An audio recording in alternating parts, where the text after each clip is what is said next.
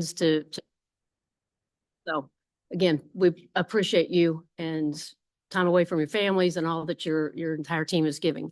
So we'll go ahead and get started with adoptions to the agenda. Can I get a motion to approve the agenda as presented? We got it.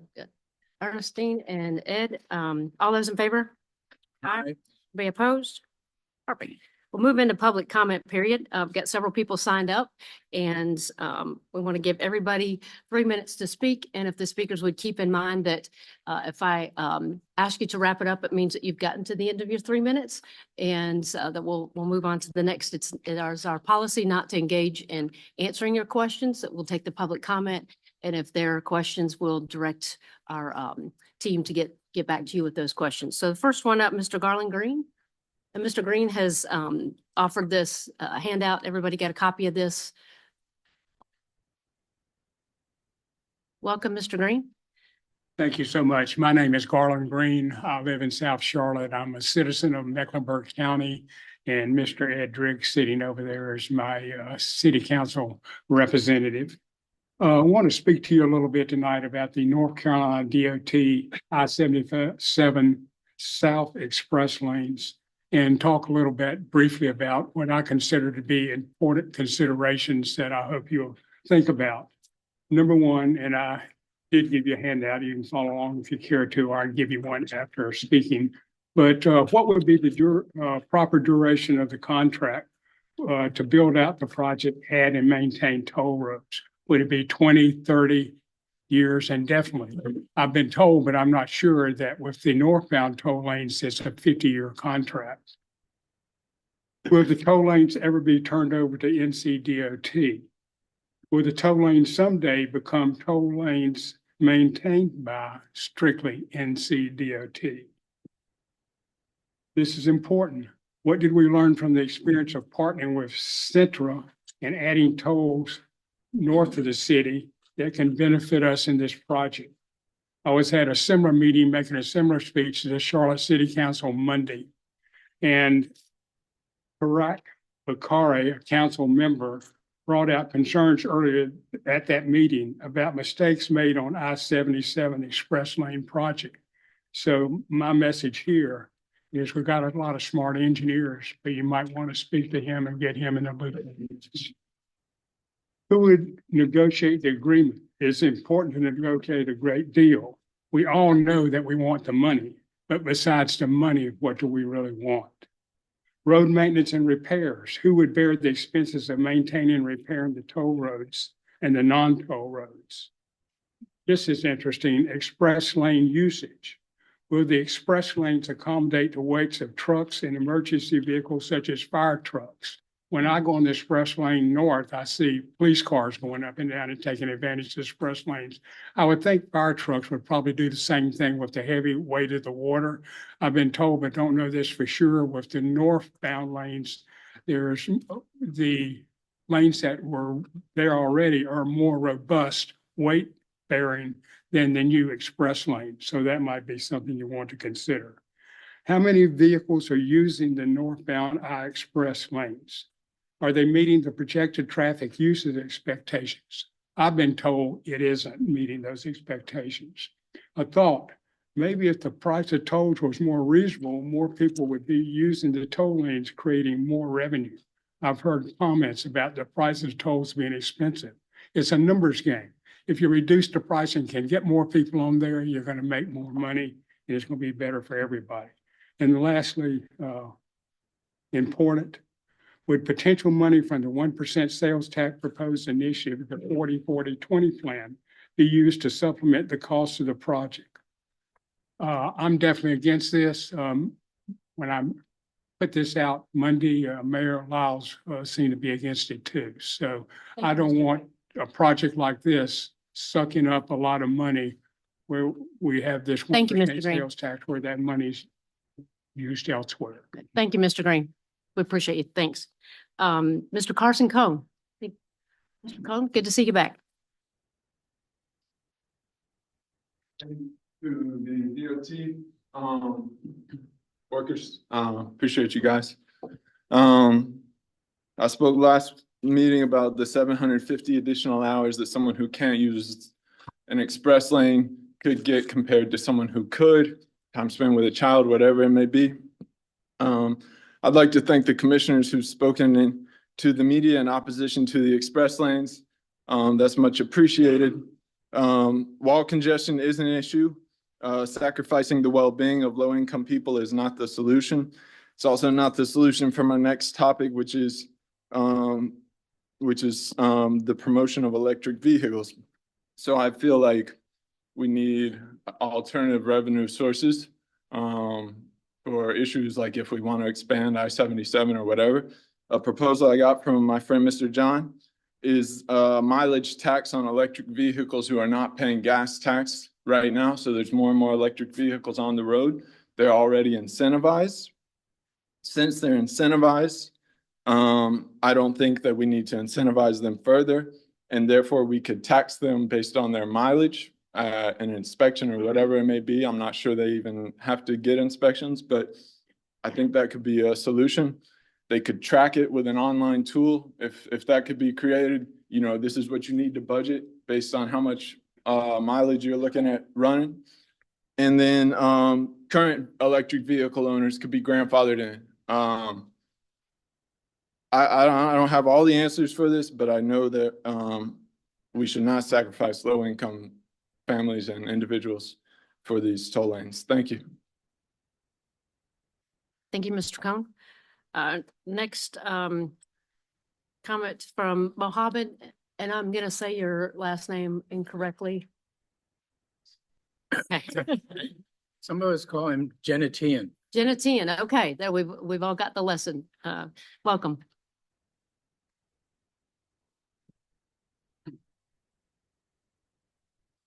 Good evening. My name is Mohammed Genetian. I'm president of the Greater Charlotte Hospitality and Tourism Alliance. My organization is a full-time private membership organization. We represent more than 900 different businesses in the Charlotte area. We started the organization, I and a number of other leaders in the hospitality industry in 1994 with the mission of getting more involved in the community and growing our business. I've been in the industry since the late 80s, and I have seen our industry grow from an industry that was once generating less than $100 million a year in Mecklenburg County to one that is generating $7.9 billion a year in Mecklenburg County alone. And I know all of you obviously are familiar with the growth in the area, but we're focused on, because the specific numbers that we can back our claim to with Mecklenburg County. Our industry currently employs more than 100,000 people, and it is growing. We have done a lot of investments recently, just this year, that is bringing us more and more events. And we're hearing more and more from everybody that's coming to the events over here in Charlotte. And we're proud of that we're bringing more people over here because it's all about economic development and generating jobs and income and everything else for the community. But we're hearing more and more from people that are coming to Charlotte, going to an event at Bank of America Stadium or the Convention Center or the Spectrum Center, that people are getting frustrated with the 77 traffic. I think that's a fact that we all know how it's a parking lot most of the time. And a lot of people are not happy with coming to an event in Charlotte. And I hope that we can remedy that issue. And I definitely am here to ask you to support moving the P3 proposal because we got to resolve this issue. It's getting worse. And we all know that's going to cost us a lot more money to ultimately resolve it. The other issue is that with the workforce needs that we all have and our industry has, we have a lot of our hotels and convention center and venues that are relying on getting more and more people A lot of them that are coming basically from Rock Hill area, from South Carolina. And a lot of them are basically quitting their jobs because it is too hard for them to get to work. It takes them too long, and it's hard for them to do that. So I'm hoping that we understand those issues and we can resolve those issues, because our industry is growing even more. And we have a lot of international events that come in. And I hear it all the time from people that are Mohammed, coming. I'm Yeah. gonna give you 5 seconds to wrap it Okay, up. Okay. but it impacts many, many businesses within miles of I-77, and I'll thank you in advance. Thank you, sir. Our next speaker, Kathy from CP, and Kathy, I apologize, I'm not sure, okay, I wasn't sure if that was an H or an A, so I apologize. Welcome, you have 3 minutes. Thank you. Good evening. My name is Kathy Baki, and I'm the Executive Vice President of Talent Management at LPL Financial. I'm here tonight to speak on behalf of the company and share our support for the NCDOT I-77 South Express lanes. LPL Financial is a financial services firm, a Fortune 500 company, and we're proud to have one of our corporate headquarters in Fort Mill. We're a leader in the advisor-mediated wealth management marketplace with a network of over 23,000 financial advisors and 1.5 trillion in assets under management, operating in all 50 states. We have more than 9,000 employees across the country, with around 3,600 based out of our Fort Mill campus. I first joined LPL in 2007, and I have witnessed firsthand the long-term growth of the region that has fueled the growth of our own company. About 1,500 of those employees, including myself, are residents of Charlotte. We reside in North Carolina and travel I-77 South Corridor to work at our campus. Our interest in speaking tonight is largely on behalf of them. LPL strives to attract talented employees at all stages of their careers, including students from local colleges and universities. We know that work-life balance is important to maintaining a dynamic workforce, and have heard from our employees that the ongoing congestion of I-77 South has led to longer commute times. This can unnecessarily take away from the time spent with their families, friends, and on personal interest, and we think the project can help alleviate the congestion. From a talent management perspective, LPL has grown significantly over the past 5 years.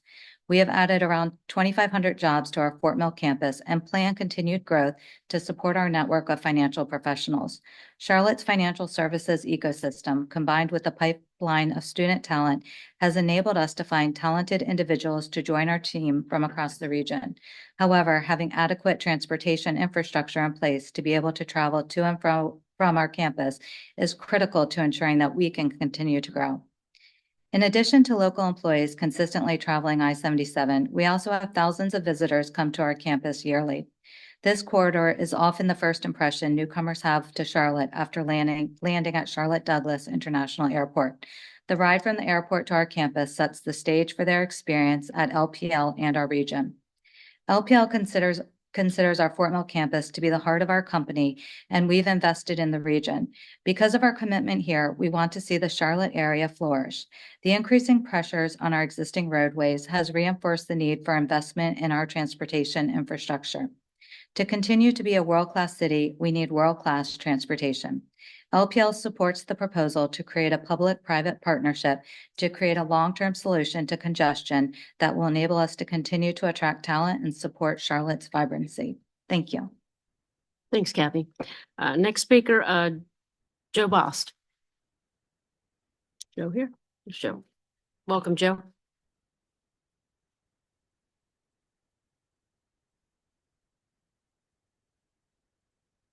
Good evening, Chair Qualls and board members. I'm Joe Boss, Chief Advocacy Officer of the Charlotte Regional Business Alliance.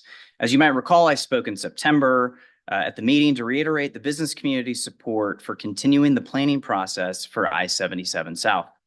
Since that meeting, there has been subsequent discussions on tonight's vote, and I wanted to return to thank all of you for the work you've put in ahead of this decision. The material to sift through, the expert opinions you have sought. This transformational decision tonight will support the growth of this region over the next 20 years. I also wanted to use this forum to thank the staff here at CRTPO, at CATS, and within NCDOT. I think there has been a recognition that more transparency and more dialogue is critical. And regardless of your opinion on this project, the staffs across the different departments and agencies have made us all more educated on this decision. As you cast your vote tonight on the question of allowing NCDOT to begin developing an RFQ with input from this board, I do want to make sure the anticipated growth is stated. 40% of the region's population lives within a 3-mile radius of this corridor. And of the 1.5 million new residents projected by 2050 to our region, nearly half will move to an area within this radius. And guess what? By the way, this board has approached this important decision.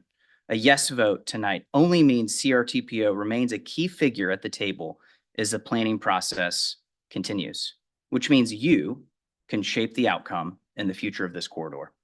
That deserves commendation, and the business community thanks you. Thank you for your consideration and have a great night. Thanks, Mr. Boss. And our final speaker that signed up, Mr. Jeff Carroll.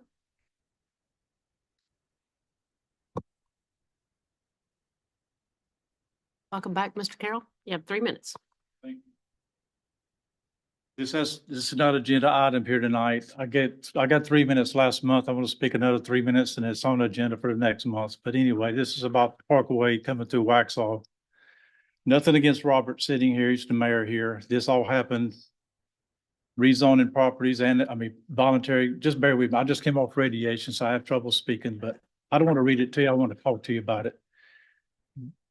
There was a lot of voluntary annexation done, high density zoning done on these properties. Anyway, they want to take our neighborhoods called Waxhaw Meadows Plantation. We're in the township of Mineral Springs.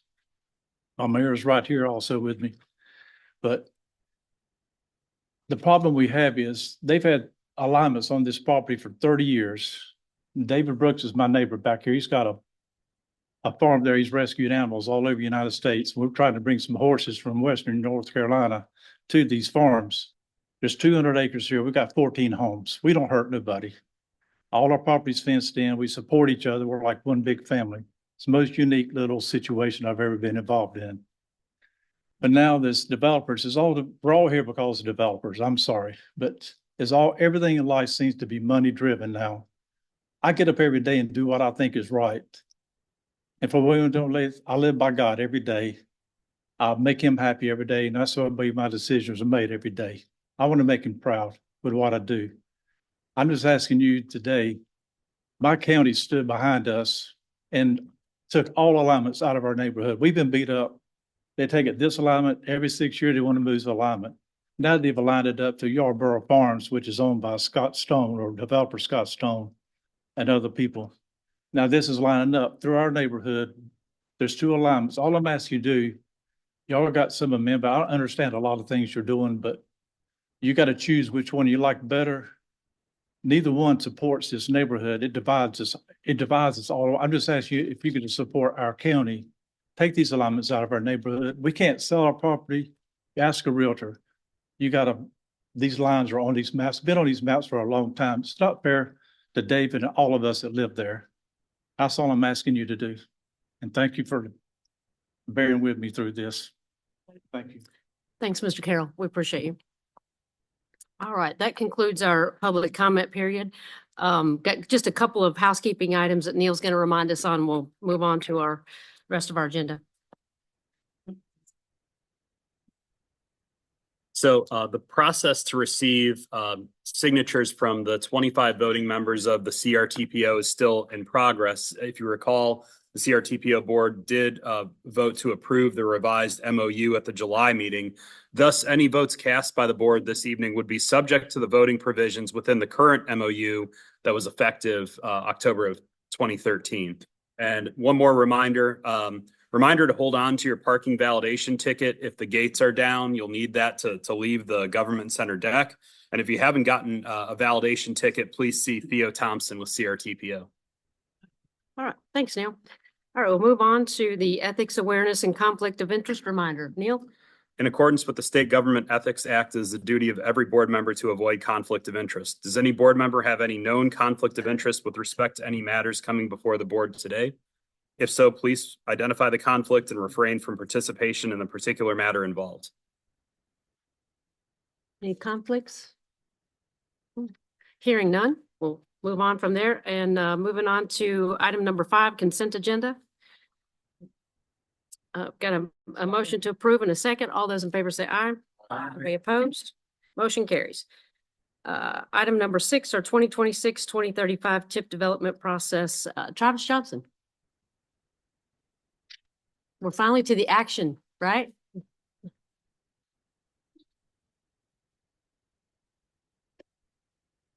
Hi, everyone. Travis Johnson with the CRTPO. Thank you for giving me some time this evening. I'm here to talk to you about 2 items. First is going to be the 2026-2035 TIP development process known as prioritization 7.0. The action requested tonight is to open a public comment period on the draft list of division needs projects proposed for local input points assigned under NCDOT prioritization 7.0. I want to go over just an update from the spot office we'd received in September. We're going to go over just a brief overview of the division needs, where we last left the project list, and then discuss the public comment period. We last received an update in September 23rd from the Strategic Prioritization Office. They released an updated list of regional impact projects that would be added to the P 7.0 proposed list. Again, as you remember, we had negative values for our regional impact list, so none of those projects were added to the P 7.0 list. For the division needs for local input point assignment, the process began on September 23rd, and we have until November 29th to assign our local input points. Along with the email, we received updated numbers as of 9/18 for the amount of funding that's available for the division needs projects. And so again, that's negative 201 million for Division 10 and negative 128 million for Division 12. And so that is different from the numbers that I presented to you in June, which for Division 10 was negative 108 million, and for Division 12 was negative 72 million.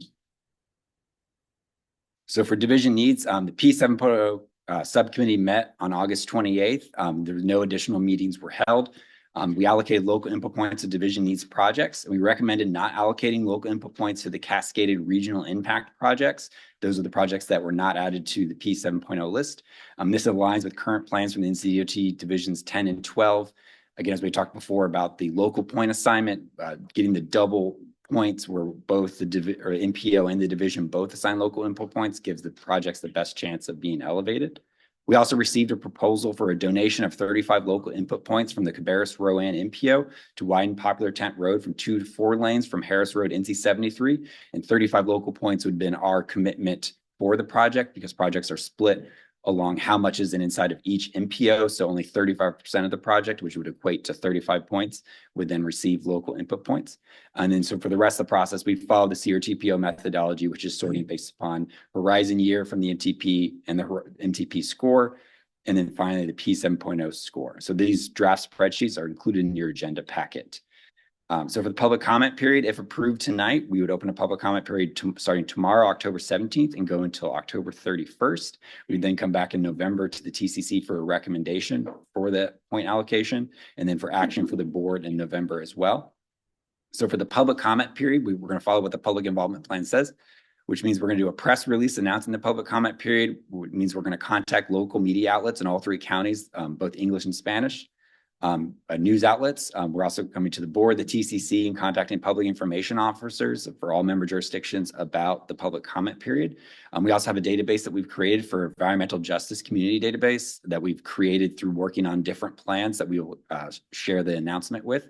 We're also going to make posts on Facebook and X, formerly known as Twitter, and incorporate also announcement in the newsletter, announce on the CRTPO website, put it on the banner on the front of the website. And then we're also asked that you share this announcement with members of your community through newsletter, social media, and your website, knowing that as politicians, you have a following. So please help us raise awareness of this for local input points. So for the next steps, if approved, we'd open a public comment period starting tomorrow. October 31st, when we close the comment period, go to the TCC for a recommendation, and then come back to this board for approval. So with that, the action requested is stated above. Questions, comments for Travis? Move to open the public comment period. We have a motion to open up the public comment period. Is there a second? Second. Several seconds? Take one of those? Okay. Any discussion on the motion? All those in favor say aye. Aye. Anybody opposed? Motion carries. All right, Travis, item number 7, CRTPO Complete Streets Policy. Thank you very much. So this is the action requested tonight is to open a public comment period on the draft CRTPO Complete Streets Policy. So I've been briefly just talking in the background, talk about the draft policy and the next steps. So Complete Streets is a process and approach to streets design. It's not one solution. It looks at the conditions on the roadway and make sure that all users are catered to. So it's trying to figure out where cars go, mass transit go, bikes goes, and spaces for people. And it's just a different way of thinking about a roadway design. For the draft policy, which has been included in your agenda, we've shared it with the Bicycle Pedestrian Work Group. We shared it at Transportation Staff Meeting. We've shared it with Smart Growth America. And then we brought it originally to the TCC and the board in September. As we open the public comment period, if you see information or comments you have for the document, we'd love to hear that. And during the public comment period, the public comment period would be a final opportunity to refine the policy, but we're hoping that that through this process, we will have the best policy to move forward with adoption, hopefully by the end of this year. So the Complete Streets Policy is going to complement your local Complete Streets Policy. If you don't have one, the CRTPO through this policy is going to encourage jurisdictions to adopt their own Complete Streets Policy because you have additional tools and resources that the MPO does not have. And we see this as kind of a complement to or a policy that could support some of your local needs. Local policies this policy will also support NCDOT's Complete Streets efforts.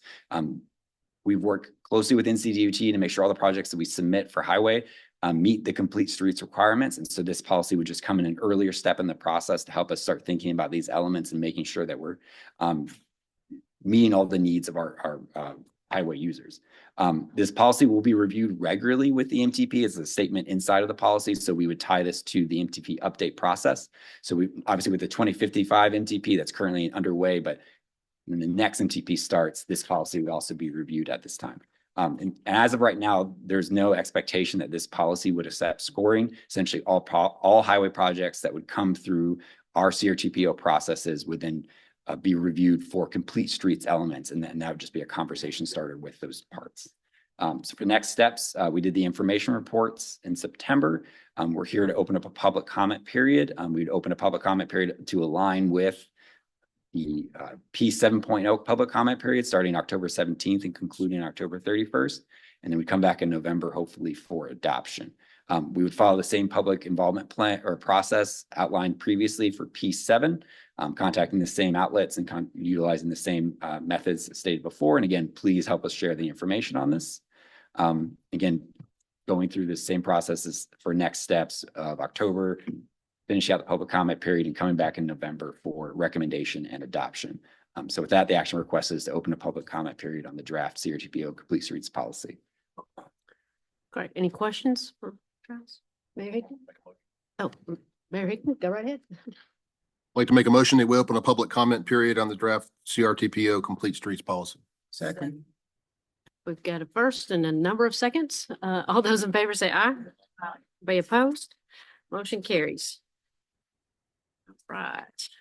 Moving on to agenda item number 8, our strategic plan goal number 5, implementation update. Brian, welcome. Good evening, and thank you very much. This is a returning item. I came with information last month, and tonight we are here for action. And I'm actually asking you to take 2 actions. The first is to dissolve the Project Oversight Committee effective after the development of the recommended project list for the 2024 fall call for projects. And then the second action is to approve 7 updates to the discretionary grants program policy guide. So in 2024, our strategic plan focus was on goal 5, operations. Specifically, we looked at organizational efficiency improvements and to evaluate our committees and working groups. The Project Oversight Committee was internally identified as a priority for evaluation, and we have 4 recommended updates tonight. Recommendation 1 is a process improvement to how we do project oversight, and we will be asking project managers representing our member jurisdictions to conduct an annual presentation on their active discretionary grant program projects during CRTPO transportation staff meetings. CRTPO will provide a PowerPoint template, and there will be about 3 slides of content per project.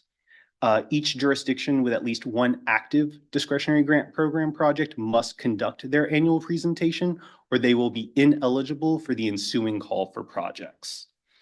We hope that this will increase communication amongst our jurisdiction staffs about current and ongoing projects, as well as improve our members' understanding of regional planning projects and issues.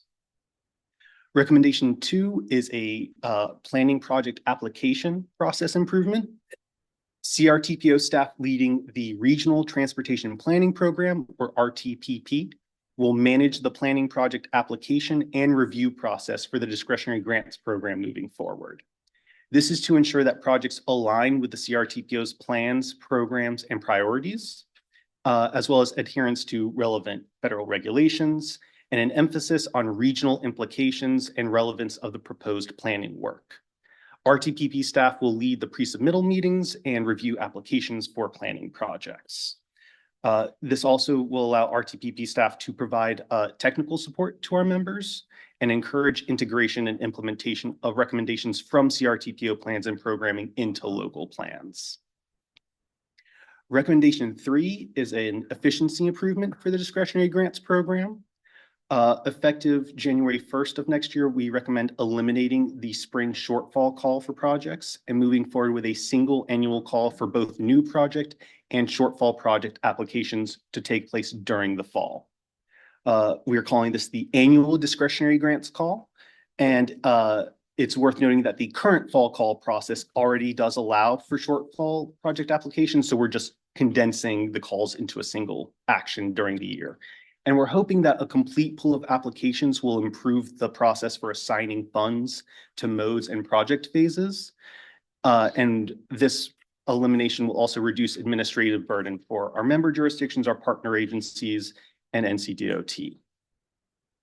Finally, recommendation 4 is that the CRTPO board should dissolve the project oversight committee, as the policy has created a process that no longer requires a dedicated TCC subcommittee to administer. Transportation staff meetings in TCC will serve as forums of discussion for the discretionary grants program moving forward.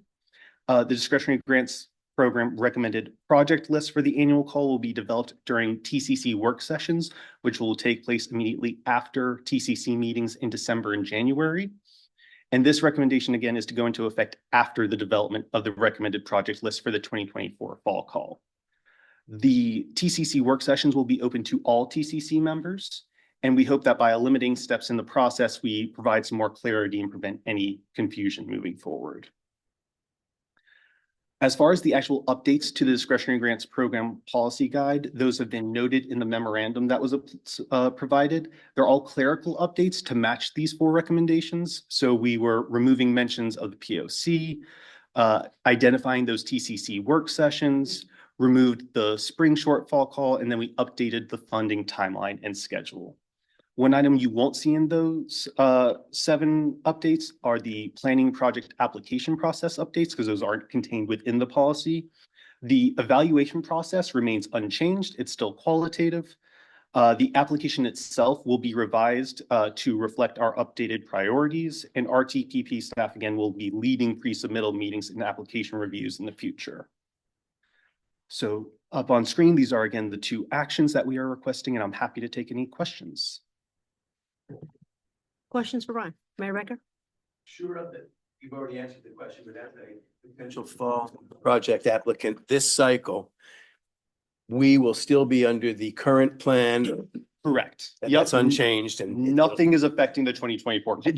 I'm pretty sure you answered that question, but wanted to make sure. Thank you very much, Brian. It's a good plan. Other questions?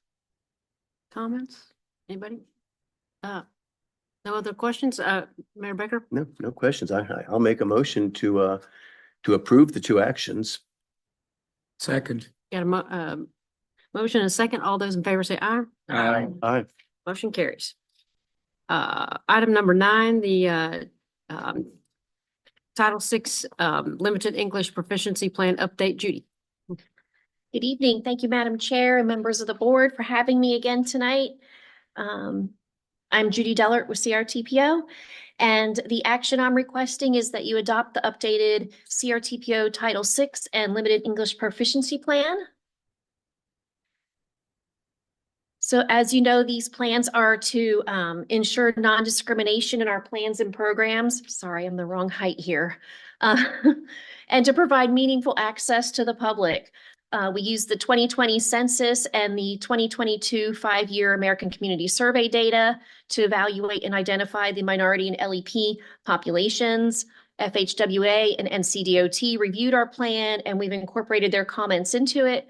We also held a 30-day public comment period that you all approved us to open in August, and we did not receive any comments from the public.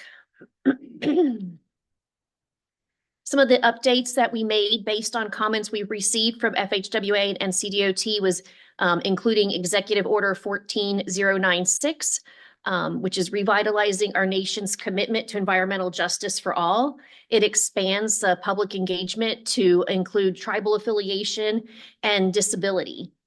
We also clarified our EJ analysis, which we use CRTPO's degree of impact methodology for that, and increased use of qualitative data such as the traffic safety and job access.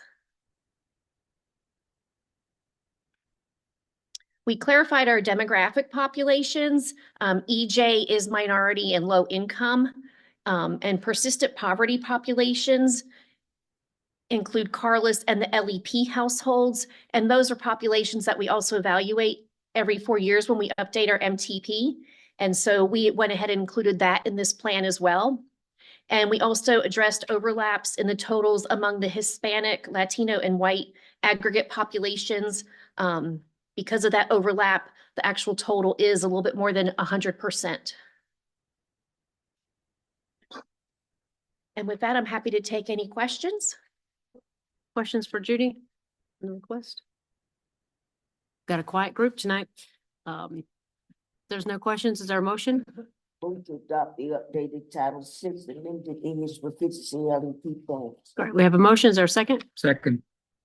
Got several seconds around the table. Is there any other questions or comments? If not, all those in favor say aye. Anybody opposed? Motion carries.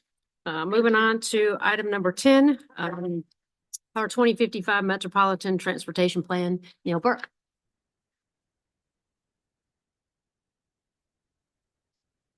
So this is an update on the development of the 2055 Metropolitan Transportation Plan. Here's the agenda of the brief update I'm going to cover this evening. So a summary of our equity focus groups. This was associated with public engagement around phase 1.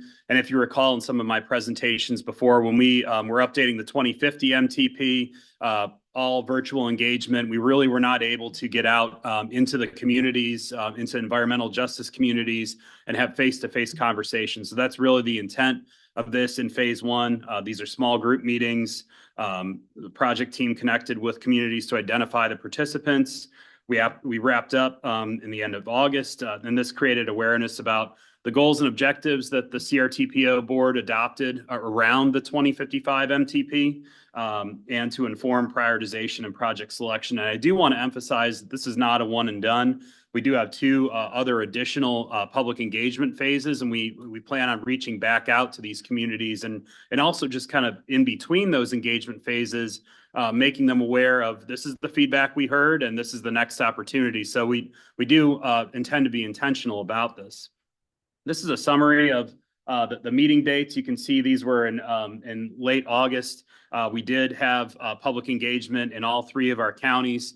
I do want to recognize Councilwoman Anthony for making the event happen in Monroe and participating in that event. We appreciate being out in your community.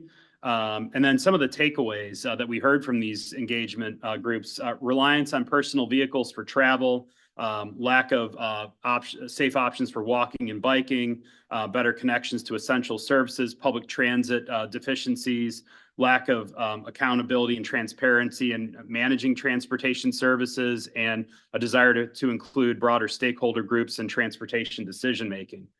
So moving on to scenario planning. This was part of the education session that we had during the September meeting. And again, this is focused around developing different land use scenarios that we're going to measure throughout this fall to help inform your jurisdictions in making roadway project selection nominations that I'll talk about here in a minute. And so at the September meeting, we provided our approach, which really is defining the scenario planning, discuss what's been done in the past, particularly in the 2050 MTP, and identify what we should do in the future.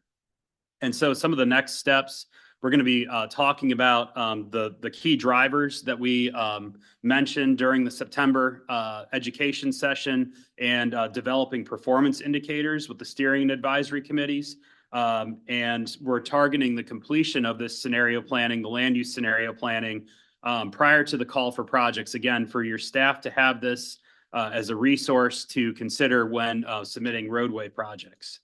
And then moving into the congestion management process, this is a federal requirement that we have a congestion management process. We choose to incorporate that within our metropolitan transportation plan, and it really becomes our regional approach for managing congestion. And it's memorialized. We include the approach and the recommendations within the MTP document, and it's guided by a CMP task force that Kendall Clanton on our team is managing. So really, the next steps are to review available data and provide initial findings to the CRTPO. And that available data will come in the form of identifying congested corridors throughout our region. And then we'll coordinate with a CMP task force regarding strategies for those congested corridors with your member jurisdiction staff. So oftentimes widening might be the only approach, but we do want to look at different strategies for addressing congestion before we allocate dollars to widening projects. And then the last step with CMP is to prepare the documentation that will be incorporated within the Metropolitan Transportation Plan.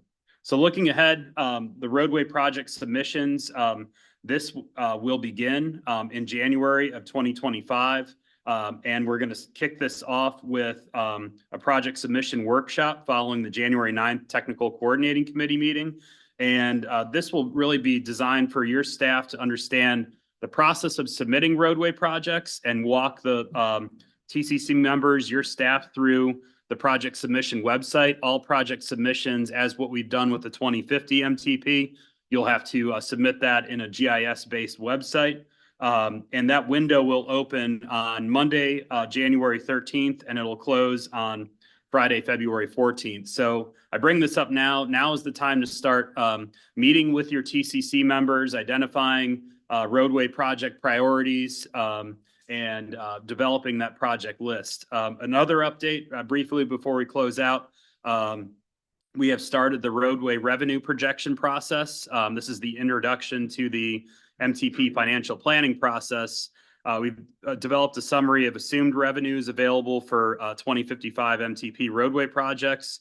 And the next step will be to refine roadway revenue projections as needed and develop the non-roadway capital revenue projections. So we've met with the transit providers in our planning area, with CATS, with ICATS, Mecklenburg Transit Services, and Union County Transit. We also have to develop what we anticipate to be available for bicycle and pedestrian projects and operations and maintenance from basically 2026 through 2055. So that is in progress. That'll be underway for the next several months. So that was a brief update. Happy to take any questions that you all have. Yes, sir. Thank you, Neil. So with the land use scenarios, typically, at least within our town, the land use plans are much shorter than what you're looking at. You're looking at the 2055 metropolitan plan.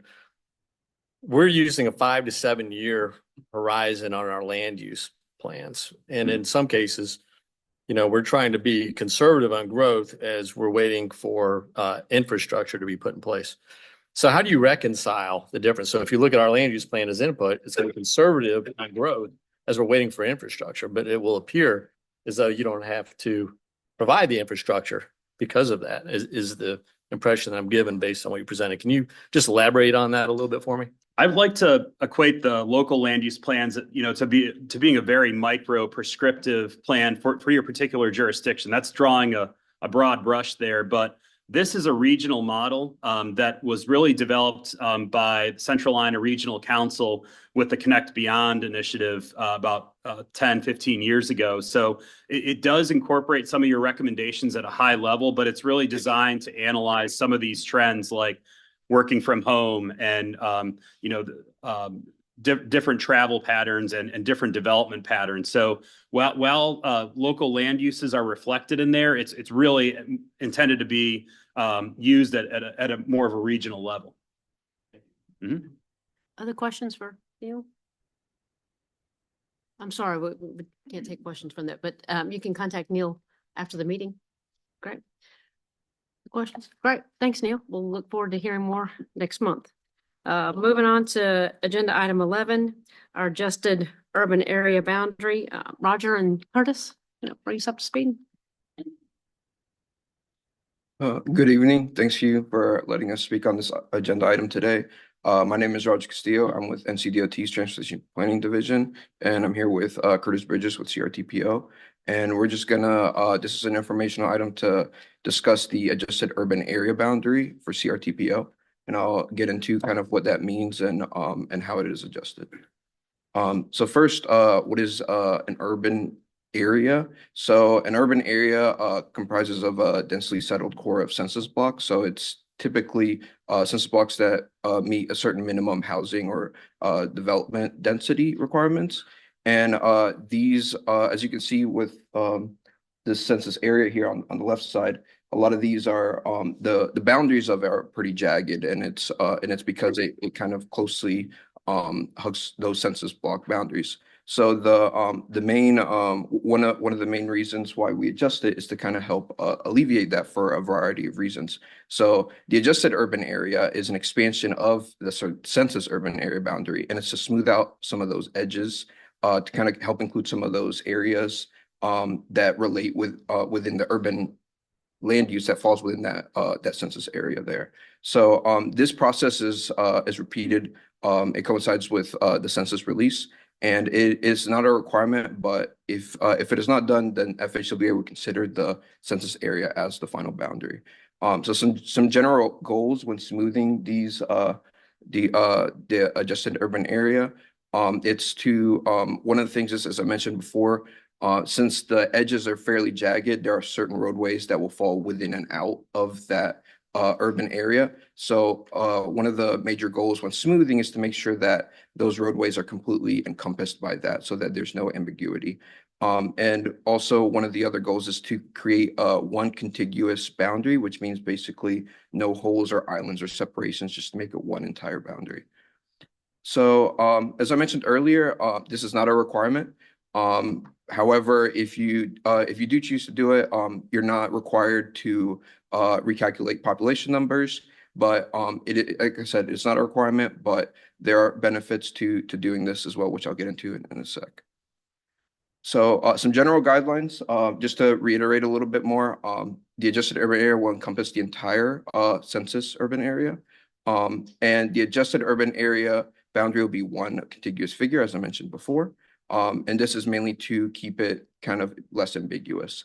And it also encompasses areas defined, within the urban area boundary and just outside of the urban area boundary that coincides with land use and is consistent with development patterns within that urban area.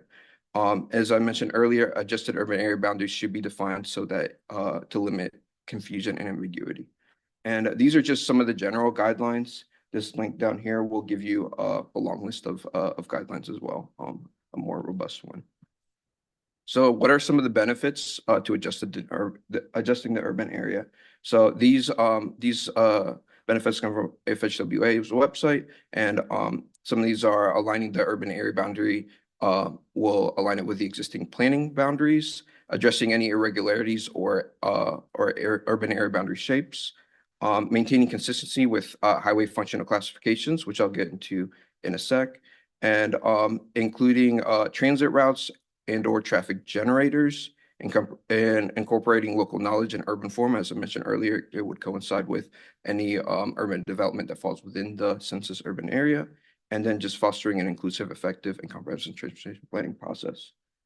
So one of the big reasons why we would be adjusting the urban area here would be its interaction with the federal aid system. So minor collectors will only be included in the federal aid system if they fall inside the urban area boundary. As you can see with this image here, This is an example of one of the areas along CRTPO's urban area boundary. And as you can see, the green line here is the shapefile for the federal aid system.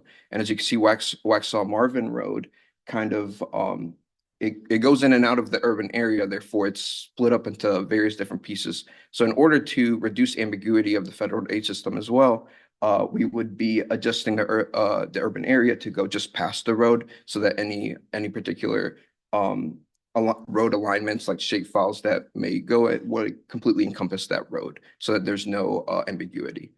And I have a few other kind of examples here. So this one is Faith Road, just south of Mooresville. And as you can see here, the blue here is the census urban area. And the green here is the federal aid system. And as you can see, that road is completely cut off. Like there's part of it falls within the boundary and therefore it's within the federal aid system and another part is not. So this adjustment would be including that whole boundary so that, or that whole area so that the road would be encompassed completely. And then this is just another one, as you can see, East Rocky River Road, just east of Cornelius. As you can see it coming down from the southeast portion over there. It is part of the parts that fall within the urban area are part of the federal aid system, but as soon as it ends, it is not part of it anymore. So this adjustment would aim to help include a lot of those roadways that would fall just outside of it. Or would wiggle within and out just in order to reduce that ambiguity there. So now I'm gonna hand it over to Curtis. He's gonna discuss a little bit about his adjustments that he did to the adjusted urban area boundary. Thank you, Roger. The map that you're seeing here does capture the adjustments that we're recommending to the urban area. The original census urban area is there in the dark blue. And then the expanded area that we are recommending is there in the kind of bright orange. We did consider a couple factors in the underlying mapping and analysis that went into this recommendation.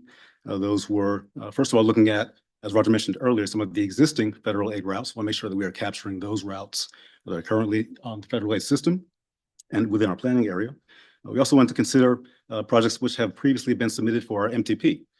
So we are addressing areas geographically where we would expect to see probably future projects submitted, again, within our planning area. Now, we also need to keep a few constraints in mind as per NCDOT and FHWA guidance. Those were extending to kind of logical boundaries within the planning area, those being roads, water bodies, some other natural features, to make sure that we are not encompassing kind of random areas, for lack of a better term. Though we also want to make sure that we were not overlapping with our neighboring urban areas, those being Gaston, Cleveland, Lincoln to the west, Cabarrus, Rowan to the east, and Arfats to the south. Some of their urban areas overlap into our planning area, and vice versa. Our urban area, in some cases, you can see here on this map, overlap into their planning areas. So we just need to make sure that we were not overlapping our urban area boundaries. So that's the map here. Again, we're looking at the bright orange area being the expanded, adjusted urban area. And I'll stop there and see if you have any questions. And yes, I see one. Mayor. This is a recommendation that we would be making at some point based on your studies. What happens? Do we then have to submit that to FHWA for them to approve? Is that the process we'd be going through? I believe that is the process. I see a nod from Loretta. So when we have a formal recommend or approval from this body, we'll submit that. It's kind of an administrative thing, but submit to FHWA and then they'll adopt that, the new urban area. Okay, thank you. Mayor Higgins? Yes, Mayor. Thank you. Curtis, is there any coordination with the Census Bureau to try to make the urban areas the same between the organizations? Because it gets kind of tricky when there's so many different definitions of urban areas and they're all different by different agencies. Yeah, it does get a little tricky. When you say the same, what do you? I thought I heard you say that this, if you make these adjustments, then this would be different than the Census Bureau's definition of the same urban area. So there would be two different urban areas, the Census Bureau area and ours that are different. Is there any coordination to try to get the Census Bureau to make their urban area the same as ours? I'd have to leave that to FHWA and some of the census folks. I recall being on some calls previously where they've nothing against them. They've kind of disavowed each other's urban areas. Okay. So the Fair census, enough. Fair enough. I'm just curious. Thank you. The census, they're the data folks, and the FHWA adopts this urban area, which is more tied to policy. Good question. Other questions? Yep. There's a few resources here if you're interested on kind of looking more into it and FHWA's policy. But just to answer the other question that we had here. So we did go to the staff meeting, the CRTPO staff meeting earlier this month, as well as the TCC. And we're gonna be coming back next month as well for the approval for this adjusted urban area so that we can submit it to FHWA late in November. Any other questions? Would anybody be opposed to this being on the consent agenda next month? Not that we would not like to hear your presentation again, but any opposition to having that on there? Okay. If not, we'll have this on the consent agenda next month. Thanks, gentlemen. Thank you. All right. Moving on to agenda item number 12, our NCDOT I-77 South Express Lanes. Brett, Carly, and the David Road Show.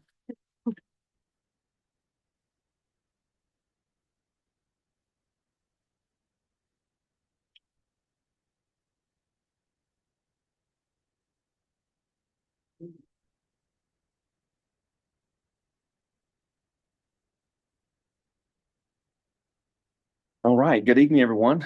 Good to see everyone again. Again, my name is Brett Knife. I'm a Division 10 engineer with NCDOT.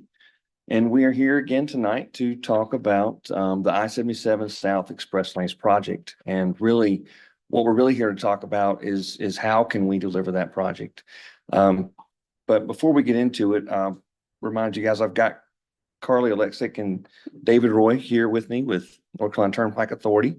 Can help answer any questions, and also Carly's certainly going to help with the presentation tonight. But thank you, Chair Qualls, for recognizing NCDOT staff. Particularly in this time where we've got so many people that are out west working on the recovery effort after Helene.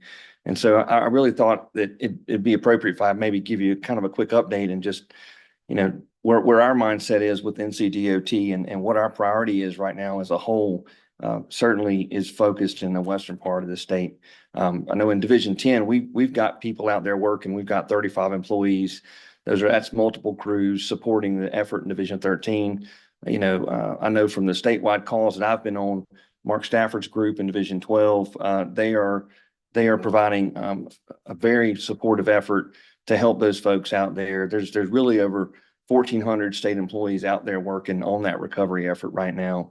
I know that at one time we had way more than this, can't quote the number, but we've reopened well over 600 roads since this thing started. And that means that really is just the basic needs of to exist really is transportation. That really, it made me really think about what's important, right? What's important for this department? What are we providing folks? And everyone knows, y'all have all seen the pictures, the amount of damage that's up there. It's just incredible.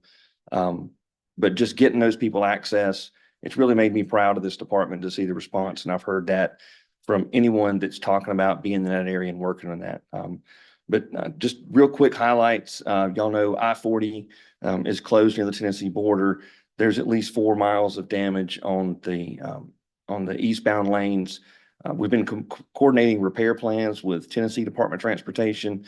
There's already one contract that's been awarded to stabilize the slope up against the Pigeon River because, that river really eroded into the roadway. So we're working on that to stabilize it, but then a larger project is going to be let in the coming weeks for the ultimate repair. But so that's just one big highlight about what we're doing. But just, there's over 100 bridges that still have to be replaced out there. So the effort's still ongoing, but really proud of NCDOT for what they've done out there.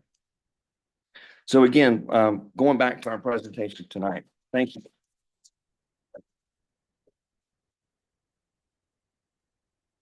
And I'm going to pass that applause along to the folks that are actually out there working and getting it done for the people of Western North Carolina. So again, we're here to talk about the I-77 Express Lanes project. I know most of y'all have been in this room for really going on a couple of years now. It feels like where we've been talking about this project and what we're going to do, or how can we accomplish this goal of delivering the project. So we're going to talk through the project overview again. And, you know, remind everyone of what the project is, what the scope is, what the challenges on the corridor are. And then Carly's going to walk us through next steps and the schedule to talk about, you know, what if a decision is made to move forward with a P3 delivery, what's that going to look like for you guys? So our project overview slide, I know everyone's seen it a number of times now, but this is it. It's an 11-mile long segment of I-77 South. It's I-5718. That is a managed lanes project that's been in the STIP since 2014. It's been a part of a regional plan since the early 2000s as a managed lanes project. And it's going to involve the reconstruction of nearly every interchange in this corridor. It's going to modernize this corridor. It's going to improve the bike and transit amenities for the cross streets along the corridor. It's going to help connect those communities that are on either side of that. I think that's an important aspect of the project that most folks that they're not thinking about is really the scope and the magnitude. That's why we've got this $3.7 billion cost estimate. It's impossible to build these new lanes in without reconstructing what's there today. So certainly it's the biggest project the state of North Carolina has really considered. Well, I should take that back because we don't know the cost of some of that stuff that's going on out west just yet, right? We know that might trump that what I've been saying about this project being the biggest, unfortunately. But you know, this corridor, it's very challenged. There's no secret. We've all driven it. We've all experienced it. We've all talked to people that are stuck in traffic there many hours throughout the day. With all that congestion comes a higher crash rate. We've talked about that in the past. This corridor has a crash rate that's 2.5 times higher than the average of similar urban interstate freeways. That's primarily attributed to congestion. And so those two things go hand in hand. And also, y'all have heard me talk a little bit about the design updates and the modernization effort that would occur with the reconstruction. You know, all of that would improve the safety in the corridor. So that's the challenge of what we're really talking about.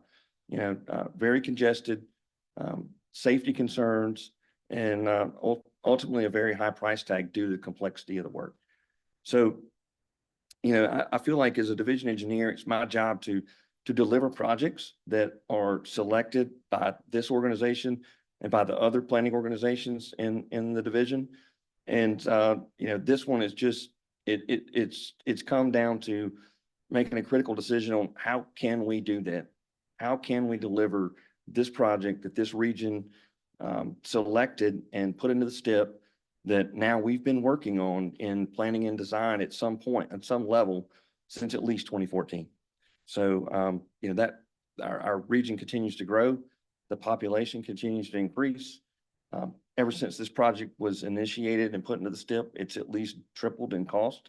And the growth in the region continues while folks continue to sit in traffic. So to me, that's what this corridor is. That's what this project is. But I want to turn it over to Carly, who's going to walk us through the next steps, potential schedules, what it might look like for us as we move forward. Thanks, Brett. Good evening, Chair Qualls, members of the board. I'm Carly Swanson, Director of Innovative Delivery. As Brett said, I'm going to walk through potential next steps if the board decides to move forward with the P3 delivery, as well as a potential schedule. Before I go into that, though, I wanted to briefly recap some of the points that were presented last month as it relates to the comparative analysis. As a reminder, the board asked us to take a look at a couple of different delivery options. First, the traditional toll or state delivery option, and then a public-private partnership or P3 option. As we presented last month and as the analysis has shown, the traditional toll delivery isn't financially feasible due to funding constraints. So that option as it stands is not viable and does not currently have a path forward. If it's decided not to move forward with the P3 delivery process, based on inflationary impacts and the current cost estimate, each year of delay would be about $100 million. So that's another factor to consider. If the board decides to approve the next steps with the P3 delivery process, it would allow the work to continue on the project And then the 600 million that we had mentioned last month in statewide funding would be able to stay on the project and we could continue keeping the project moving forward. Something that we haven't gone into great detail on is bonus allocation funding, and I did want to mention that. So approving the P3 delivery process would also mean that the county, the region, would be eligible for this type of funding. So for toll projects in North Carolina, state law offers this funding, which in this case would be 100 million in additional funds, in addition to the 600 million that could be used for other state highway projects in Mecklenburg County. An example of that is the 485 express lanes, which, as you may know, is under construction right now, scheduled to open next year. Because that project was selected to move forward, it received nearly $30 million to be used on state highway projects in Mecklenburg County. Something else to note too, as we mentioned last month, there are 3 P3 toll project spots available in North Carolina per state law. So the I-77 North Express Lanes project is the first spot. Over the summer, the Mid-Currituck Bridge, the local planning organization there selected that as to move forward as a P3 delivery. So that would be the second spot. So right now, the state, we have one more spot available for a P3 toll delivery per state law. So this slide should look familiar. We have gone into a little greater detail this time, but I'm going to walk through the potential next steps if it's decided to move forward with the P3 delivery. So these next steps were informed by feedback from this board over the last year, as well as lessons learned from the I-77 North Express Lanes project. It's also important to note too that these are all steps that did not take place last time with the North project. So if the board determines that the P3 delivery is the best next step, we would work with CRTPO to create a working group to partner to develop project objectives and priorities to inform indicative terms. Now, over the last several months, we have heard your concerns, and I know we have presented this in the past, but I did want to go through again some of those key priorities that we've heard from this board. First, optimizing the utilization of the express lanes and the general purpose lanes for all travelers. That is a concern that we've not only heard from you all for I-77 South, but also the North project as well. Something else to mention with that, we are having ongoing conversations with Centra as it relates to the utilization of the express lanes and the toll rates. So that is something that we are actively working on. And it is something too that we plan on providing an update to you all in the November meeting. Additionally, we want to make sure that we're balancing the toll rates while increasing the utilization and providing that travel reliability option. We want to encourage a competitive procurement process to receive multiple fixed price bids. Increase transparency of business during all phases of the project. So not just transparency where we're at right here and now, but also as it goes through the development process, as it goes through construction, and then ultimately operational and open to traffic. Additionally, we would want to provide benefits to transit. Additionally, over the last month, we've heard some additional feedback from some of you all on some additional priorities. One of those being looking at toll rates during extreme events such as weather. Ultimately, what we would want to do is draft those key terms to provide to you all, the full CRTPO board, at least 60 days in advance of any public advertisement. So we want to allow time for you all to review and act if the terms are not acceptable to the board. And it's also important to note, we have it bolded and underlined here, but CRTPO could rescind support at any point up until the department were to publicly advertise for a request for qualifications or RFQ. We've also received questions about how long the next steps would potentially take. It's important to note that the graphic here that we are showing, it's subject to change. We base this graphic on advertising an RFQ in August 2025, so August of next year. So based on this graphic, if it's decided today to move forward with the P3 delivery process, we would work with CRTPO to create the working group. And you see there are stars here up on the graphic, and the stars represent potential meeting times. Now you see there are stars listed here, but based on how the conversations progress and based on how quickly we are able to create those key terms and work through the working group process, that might change. We might need to add more meetings to the process based on how those conversations are going. The work group meetings could potentially start in November, and we would want to continue those through the summer, as you see here, to define those key objectives and the key terms. We would then draft the key terms and first share with the working group to get feedback early next year. And then in early summer, the working group would provide the key terms to you all for that 60-day review window.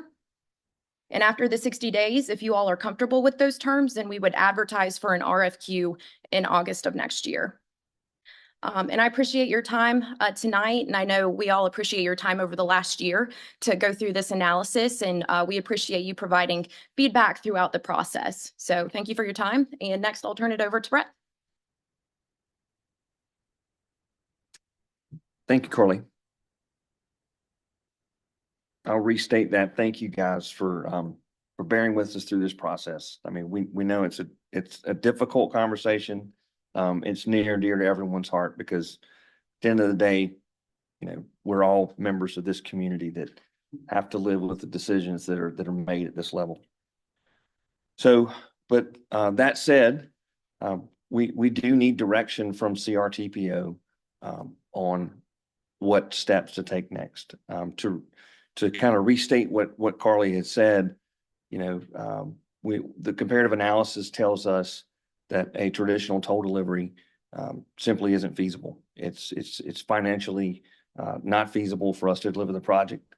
And if the choice is not to move forward with the P3, then we're going to sort of put down our pencils for a while and stop work on this project. I mentioned a moment ago that this is something we've been working on for many, many years. There's been quite a big lift and quite a big effort to get to the point where we are now. And so knowing that it's simply not feasible with any other option, we would have to, just stop working on the project, decommit it, and maybe try again in P 8.0, but those potentials are simply unknown. But if the decision is to move forward with the P3, we are very much committed to continue to work with this group. As Carly said, over the next month, we think it would take, or several months, we think it would carry over at least into the summer to do what we didn't do before.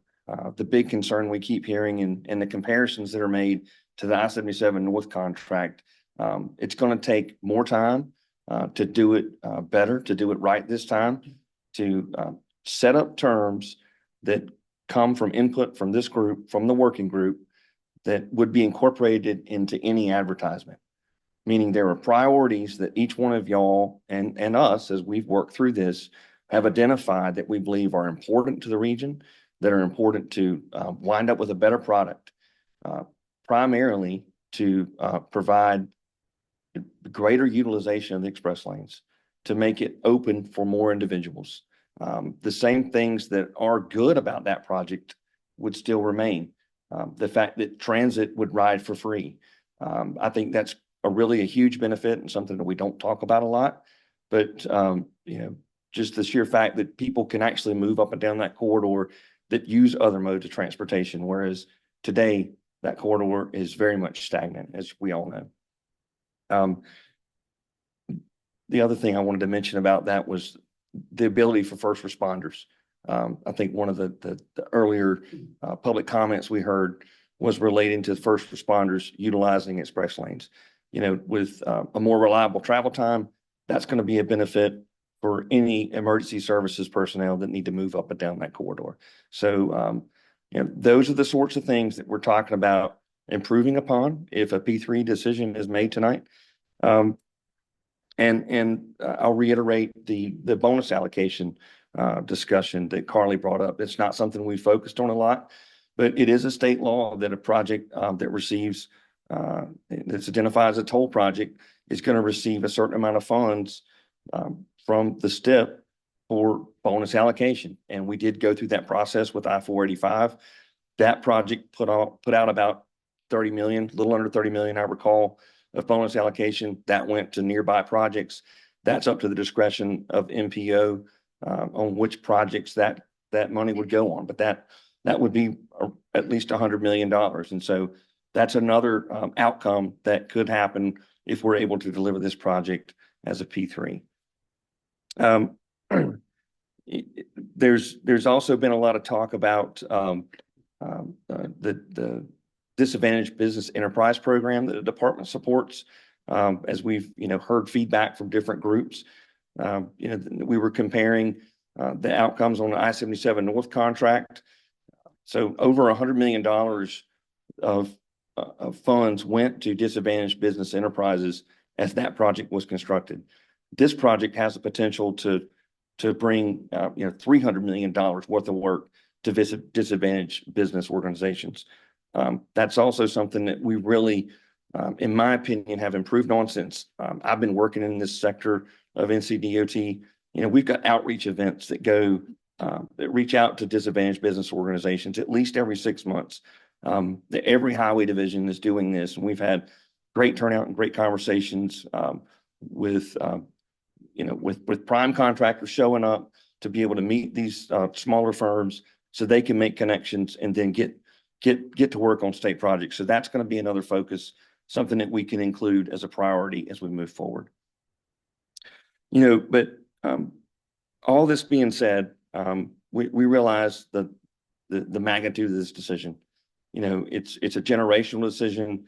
This has been something that has been in conversation for 20-something years. Okay. So it took us this long, and I say us collectively because it started with this organization, even when it had a different name. But now it's up to this group, the same group, to determine if we move forward or if we don't move forward. So we need that decision really by the end of the year. We've got to finish programming the STIP. You guys saw the numbers on the regional or the division needs tier funding availability that Travis presented on earlier. The statewide tier that this project would receive funding from certainly isn't as upside down, I'll call it, as those tiers, but the funds that are identified, the $600 million that are identified for this project, the state's got to figure out if we're moving forward with this so we can program this or not program this. And so with that, I'll bring it to a close. And open it up for any questions. Councilmember Driggs? Actually, I had a comment. If there are questions, then maybe I'll wait until after those. Okay. Questions? Mayor Hickton? Mine also borders on comment, but it does finish with a question. First, I'd like to say, Brett, thank you for all the work that you've done in the western part of the state. I was on a conference call a few weeks ago with Mayor Manheimer in Nashville, and she wanted to thank everybody, including NCDOT and FEMA and all the towns in our area that have lended help to that horrific storm. So I would want to reiterate that and say thank you. So a couple of Sundays ago, I was driving down 45. I was going to go visit my parents who live downtown Charlotte now. And I was going down 45 and turned onto 77. And I had just gotten out of church and I said a few words out loud. And I was glad my pastor wasn't in the car with me because it came to a complete and total stop at like 2:00 in the afternoon on a Sunday. So clearly the corridor is broken. Doing nothing is not an option. We have to do something. It's got to be fixed. It's terrible. I mean, 2:00 on a Sunday and it's 5 mile an hour for forever. It's terrible. That being said, I'm not convinced that we have given a good effort at going to the legislator to get the corridor cap adjusted. Ms. Barron informed us that we can't do that as an MPO. I don't know why that's a law, but apparently it is. But I would like to hear the legislature implicitly say to us, we're going to force you to do a P3 because we're not going to do anything with the corridor cap. Corridor cap is pitifully inadequate, and that's why we have to do a P3. Also, if you ever come to town meetings in Matthews, you'll hear me often say, what are the unintended consequences of a decision? If we go with a P3, which we may have to, but if we do that and we say we go with it, we're going to have 2 P3s in Mecklenburg County. They are the most expensive option. And we're going to have the most expensive fees to use managed lanes anywhere in the state are going to be in Mecklenburg County. And we heard a gentleman talk from the hospitality industry and Mr. Boss talk about businesses, but I think at some point, businesses are going to say, you know what, I don't want to come to Charlotte because my employees can't get to work, and if they do, they have to pay $300 or $400 a month for tolls. And so we're just going to go to Raleigh, or we're going to go to Wilmington, or we're going to go to another state that doesn't have these tolls. So I think we really need to think about that. I would like to see, and the big dog in the room obviously is Charlotte, I would like to see us make a concerted effort to go to Raleigh to get the corridor cap lifted. It's not adequate. It's forcing us to make, I think, bad decisions because a state-run delivery could be delivered with, I think, with much lower tolls. And this is going to be around, guys, for 50 years. So long after most of us are gone, our people that come after us are going to be paying these expensive rates to get around Charlotte and in the region. And I think that's unfortunate. So just a comment. That's my thoughts. Other questions? Mayor Knox? Brett, I just got, with the magnitude of what's going on in the western part of the state, and I really am having trouble wrapping my hand around, the Pigeon River gained 100 feet in width along 40 East.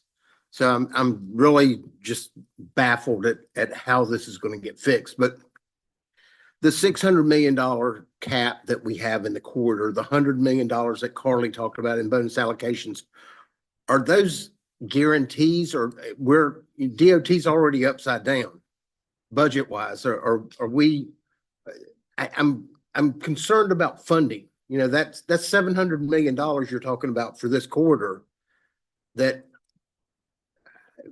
probably is going to pass tonight, but should that $700 million be allocated to better needed projects in Western North Carolina at this time? Or I don't know, maybe there's a secret purse I don't know about that just the money magically appears to do things like this through the disasters or something. I'm not sure. Very, very good question. So I'll start with maybe addressing Mayor Higdon because y'all's comments and questions are very much intertwined from my perspective. So the corridor cap, you know, it's based on a percentage, like 10% of the projected revenue available for the statewide tier in any given STIP cycle. So, and for this STIP cycle, it was just over $1 billion, big money, right? Available to program every statewide tier project. Okay. So you could lift the corridor cap and still not have enough money.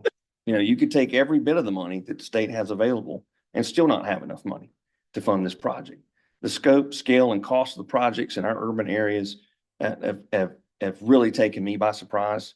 You know, I've been in this profession for well over 20 years now. And I still get taken back by the cost estimates that I see coming in. So you could lift the corridor cap if the legislature chose to do that. But without some other revenue source, increase in revenue in some other fashion, the money wouldn't be there. But to Mayor Knox, to try to answer your question, you know, I don't think that anybody in the department right now today is able to sit here and say what's going to happen to our funding and our program as we work through what's going on in Western North Carolina. I'm certainly not going to stand up here and speak for the secretary in that way, right? But what we do know is the costs are extreme. It's an event like no one has ever seen in this part of the country. And, you know, I think it goes without saying it's billions and billions of dollars worth of work. You know, from my perspective, we know we have revenue that's coming in. That revenue we count on. That's how we program all of our projects. And so we do have a pretty healthy cash balance. That money's probably going to go to that. I would suspect that we're going to have to cover, you know, the vast majority of these costs for a number of years. There will be potential for reimbursement from FEMA and FHWA, not at 100% rates. But right now, we're still trying to quantify the damage. You know, I've heard of some numbers, you know, but right now we're really trying to sum those up. So I think what's got to happen is we got to work through that. We got to sum up the numbers. We've got to figure out with a bunch of really smart people, smarter than me, on how we balance our delivering our current programs, carrying on with the needs of the rest of the state, with all the resurfacing, all the new projects, all the maintenance, all the while moving that forward. So, you know, is that 600 million still available? It is for now, you know, because we already committed that in that process, but we don't have the final outcome of that. The state law says that that any area that takes on a toll project like this is going to get the bonus allocation money. So law says that today. So that's about as good of assurance we can get that that money is going to stay put. You know, that's actually, you know, regardless of how, if we go with a P3, you know, when you have some situation where that 600 million isn't needed for the project, meaning a concessionaire might offer to do the project without it, then that doesn't take away the bonus allocation. So I think we've got to let that play out. But we've got to keep carrying forward until we have more information. Questions, other questions, comments? Mr. Joe? Yes, Brett, just backing up, and I was looking, words matter to me, and especially in contracts and stuff. So moving forward, if P3 passes, it states in there you're going to encourage competitive procurement process. What does that mean? What does that look like? You know, this project is so big. Are there even that many players to have a competitive situation where we in Marvin were on the flip side? We don't have the budget, so we wanted to put a bond out so we can do bigger projects. Here, this is so big. There's what does that look like, that process? So there, I mean, we've had interest from companies from around the world. We had a couple of months ago, maybe even last month's slide deck, I can't recall. It had, you know, this image of firms that have reached out, that have spoken to us and our advisors. They're interested in this project. I think that's actually one of the results of the 77 North project is folks have seen what could happen. Folks have seen that this area can support managed lanes. But it also drives competition because you have more people that are interested in it. And even as we develop the RFQ, if we take the step, we're going to be reaching out to all those folks, and we're going to be proactively having conversations with them about what terms are going to fly and what terms aren't. Okay. So it's going to be an interactive process. And again, these folks have already reached out to us, and that's an advantage to us and to the region because we know the competition is there. And I think that's very important. No matter what the project looks like, big or small, you need competition to get the best deal. And that is in front of us today because these firms have already reached out and said so. And one more thing, it's also played out in other parts of the country. These projects are popping up in other locations. And so folks know that this is really ultimately part of the future of an urban area. Right. Thank you. So first of all, I'm just going to comment. But what I want to say is that, you know, as we discussed this, what's happening in Western North Carolina certainly gives perspective to what we're talking about right now. And I want to preface my comments and say that I don't envy the position that Charlotte's in tonight in looking at this. I just wanted to kind of cover some numbers with my fellow board members. So what we're looking at here is we're looking at the most expensive project in state history that we know of currently. So we're looking at $3.7 billion. If I understand correctly, we're looking at about 25 billion over 50 years toll revenue, something like that. We're also looking at 13 billion in difference in funding methods between P3 or state. And this whole thing to me still feels rushed. Listen, you know, I'm in Union County, so this doesn't directly affect Union County like it does the folks in Charlotte. But I can't get past, you know, the magnitude of the numbers that we're looking at, and look at the report, you know, that came out sometime in September maybe, and I think, you know, gosh, have we really looked at the data here? I mean, why are we looking at a $13 billion difference? And I know that this came up in our last meeting, but I'm searching for an explanation. And I think it's just worth raising the question. You know, again, I don't, Mr. Driggs, I don't envy your position at all. I really appreciate it. don't. Thank you. Thank you. Other questions, comments, Mr. Osborne? Yes, Brett, thank you. Great job to you and your team in presenting the information to us. I do want to step back just a little bit, as a whole, reflecting at this with a couple of real basic questions. One, is this P3 supposed to address congestion, or is it supposed to address the need for a predictable transit time? And if the answer is predictable transit time, then how do we address the congestion? And if it's congestion, if that's the answer, and if that's the same answer for the solution, the P3 solution in 77 North, then the overall consensus through even our dialogue in here seems to be that it really doesn't address congestion. Then why should we double down on the P3 solution if we haven't seen it work in 77 North to address that issue today? Or that we don't see, are we fixing the right problem? So what I would say is, if we had the financial means to deliver this in a more traditional manner, you're not going to have a different result than if you have a P3 on the congestion relief side. So this is a congestion management project. It's a managed lanes project. The intent is to provide a reliable travel time option for users of the roadway.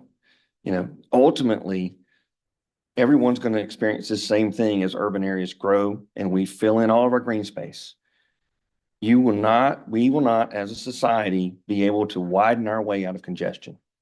We could build a 10-lane general purpose lane facility. Those lanes are going to fill up in the near future. That is the point of that 2007 study. So to be specific and maybe even a little blunt, the project will not relieve all congestion. It ultimately, we are growing at a rate. You're not able to attain that. I do believe over time, as innovation occurs, as technology improves, we're going to be able to maximize how we manage congestion with, potentially things like, autonomous or connected vehicles in particular, because you could literally fit more in the space available. But, the project is a managed lanes project, right? It is that. And I think it's that because the folks that were looking at this many, many years ago realized what I just said a moment ago. We ultimately will not be able to widen our way out of all congestion. So that's not really a P3 versus non-P3 decision. That's what the project scope is today. That's what's been identified. It's what's been in the STIP. So that's what we're trying to figure out how to deliver. I think it would be a better product to have an option than to have nothing, than to have constant congestion. But, that's a decision that's been made really a long time ago about how is this region managing its congestion. I appreciate that. So then just as a follow-up, we've seen very little congestion relief today from the P3. We're not talking about, I agree that, that argument has merit, that if we widen the roads, it'll just be filled with new development. But I'm really not certain that the new development is what's causing the roads to be clogged today after the widening of 77 North with the P3 lanes. So, again, the question is it the right solution when there's still opportunities for lengthening on and off ramps, improved intersections, things of this nature? It seems as though, P3 was supposed to be the solution, but it wasn't. And so maybe it's not wrong yet, right? Maybe we're just not there yet. But would it also not make sense to see it work before we ask the community to double down on the model? Yeah, something I wanted to focus on was one of the priorities that was identified is exactly what you're talking about, making sure that we are able to provide utilization for both the express lanes and the general purpose lanes, not just for I-77 South if it's decided to move forward, but also for the north section as well. You know, we've heard those concerns loud and clear. That's something that we're having conversations right now with Centra on, and that we plan to provide an update in November to you all on. But that's one of the priorities that we know that you all have. If it's decided to move forward, that's something that we're going to focus on with the work group. So no, I just wanted to make sure that everybody knew, like that's one of the priorities that's been identified. We want to make sure that the express lanes are being utilized as well as those general purpose lanes. All right, Mayor Becker? I too have a comment and a question. The comment is that if we decide to approve the next step tonight, at that point, we'll be able to stop talking in abstractions, which is all we're really able to do right now, because NCDOT doesn't have direction from this board, not clear direction. And so we're still thinking in abstractions. At least that's what I'm picking up from the presentations. And we're not getting more concrete answers to some of those questions. And I think that's the role of the work group. And so my feeling is, and maybe I'm wrong, that if we move forward tonight, that process will begin. But my question is, okay, we've got a good timeline. It's about an 8-month timeline to potential advertising. Because it's so complex, because we haven't really gotten the abstractions brought to concrete, how many 60-day periods could reasonably be expected to occur? I mean, it could happen. We don't get the answers we need. We need to hammer it out some more. So by approving tonight, and I particularly my colleague, Commissioner Helms, are we rushing? Well, there is some rush because we've been kind of churning and not moving forward, but we don't want to rush into a contract. So will we have the option to have multiple 60-day periods if they're needed? We don't know what's going to come out of that work group. I don't think. Based on what I'm hearing, I think there's a lot of unknowns that we're going to see, and we need to have some assurance, I think, that we won't be rushed into, we've got our final key terms, the working group's making the presentation, you guys got to approve this. Hopefully that won't happen. And my question is there an assurance that won't, that we can, if we approve it tonight, that we can have more time when we've got more concrete terms in front of us? Yes. As you'll see here, there is a little note down at the bottom that says preliminary schedule subject to change. We base that on a potential RFQ advertisement in August 2025. That's just a date we put there. We want to work in lockstep with the working group, but as well as this board. You know, we want to take the time to make this right. So if, you know, we get through those conversations, you see the stars, they represent potential work group meetings. We feel like we need to have more conversations to get this at a spot where everybody's comfortable. We're going to do that. So we want to take the time to make sure that the board feels comfortable. We also want to give that 60-day window to make sure that everybody's on the same page. But before we get to that 60-day window, we're going to work with the working group to make sure everybody's comfortable and we're moving at a pace that makes sense. Sorry. Amelia? Yes, Chairwoman Qualls, could you speak to organizationally what the makeup would be of the as yet constituted working group? Sure. If in my little world, if this is approved tonight to go to the next steps, we would offer to anybody that wants to be on the working group. Certainly, you know, we'll ask everybody to reach out to Neil with a interest and kind of go from there. We certainly value everybody's opinion. Everybody's got a lot of great information, and you know, we'll take the applicants from there. So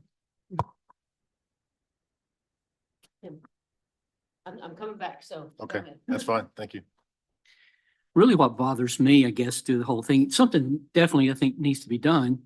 And I think we all agree on that. But as different ones have voiced over the months, in fact, Mayor Knox has said about the toll rates.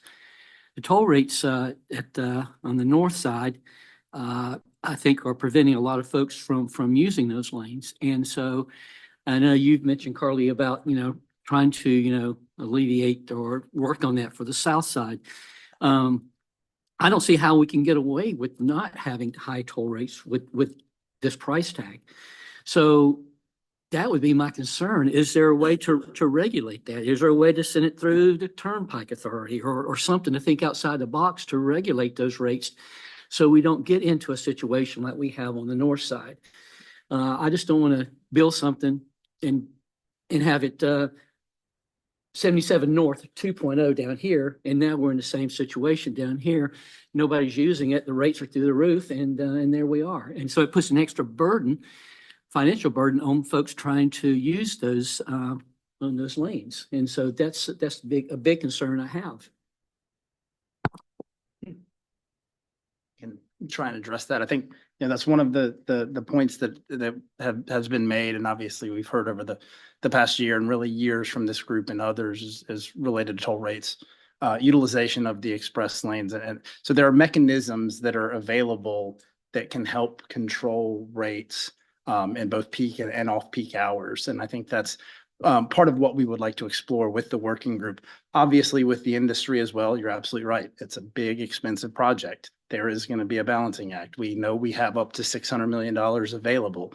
So what does that look like? What type of mechanisms could we put in place potentially that would help alleviate some of that, manage the rates, encourage optimization, but still keep the price tag within what we can actually deliver? So I think that's part of what, obviously we've been discussing kind of in abstract, but that is part of what we would work through over the next 6 to 9 months with the working group, with the market, to say, okay, help us, going back to encouraging competition. We want to make sure we put an RFQ out that is actually going to encourage competition. The only way to do that is by having terms that the market can accept, but also that you can accept. So I think that's what the next 6 to 10 months, 6 to 9 months is going to be about. Coming back around, Renee?